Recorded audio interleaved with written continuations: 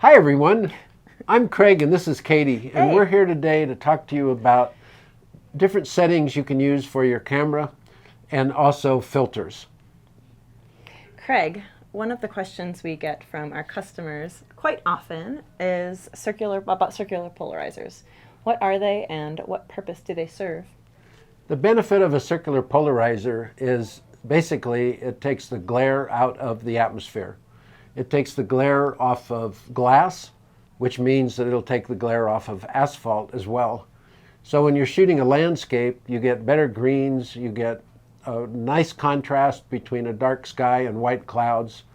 And if you shoot any kind of display in a window or a cabinet, it'll take the glare off of the glass so you don't get a picture of yourself. It's an excellent filter to use, and probably the first filter that I bought after my basic UV filter. Tell me about the UV filter. Well, UV filters give you a little better contrast, make your pictures look a little sharper, and more importantly, are a great inexpensive protection for your lens.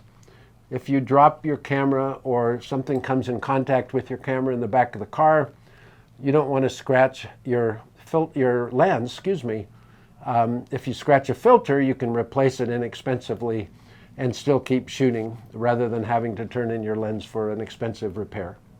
Are there any other filters that are important for digital photography? Since we are in the digital world and you can make so many color choices in camera, the third filter that I use is called a neutral density filter. If you're doing video in your DSLR, then they're very handy in controlling depth of field because they stop light from coming in your lens. If you're a still photographer, the neutral density helps you control your shutter speed. So you can get the look of moving water in a waterfall or in the creek or the river up in the Sierra. It's a very popular look that a lot of people are trying to achieve. And the neutral density filter is the filter that lets you do that. So another question that we get asked often is, what is white balance and why is that so important? When you're in good daylight, the auto white balance in your camera works quite well. However, as soon as it's a cloudy day, or even more importantly, when you're indoors under incandescent light or fluorescent light, you will get off-color skin tones and in product photography, off-color products, unless you adjust the white balance. It's a great tool that a lot of beginners overlook, and it's very easy to change. So the symbol is either AWB for auto white balance or WB for white balance.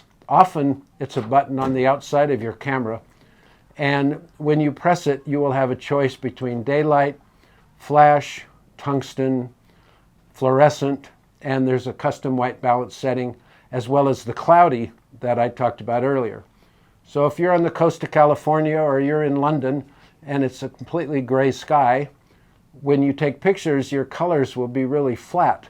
So if you tell the camera, I'm under cloudy light, your colors will be a lot better.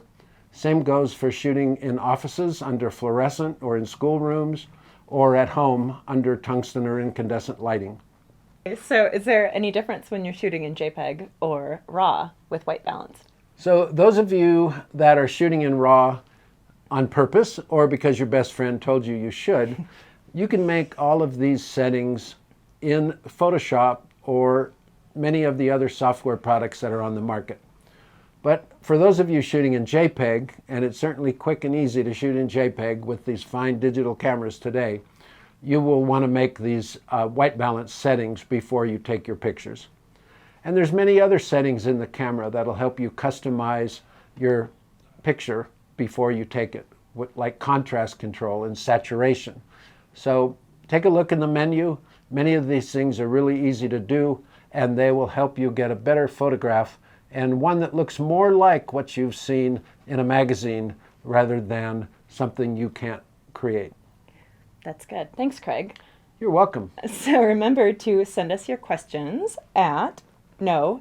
remember to send us your questions to Reno@actioncamera.com anytime, and Craig will answer these in a future episode. Once a week. We'd like to get some more questions from you. These were great starter questions, And it was fun to talk to you, and hopefully we will do it again next Thursday. Thank you. Thanks.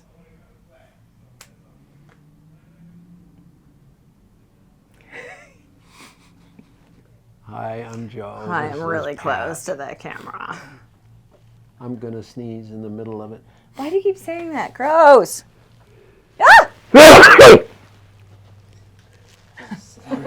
Really good stuff, guys. Thanks, Bri.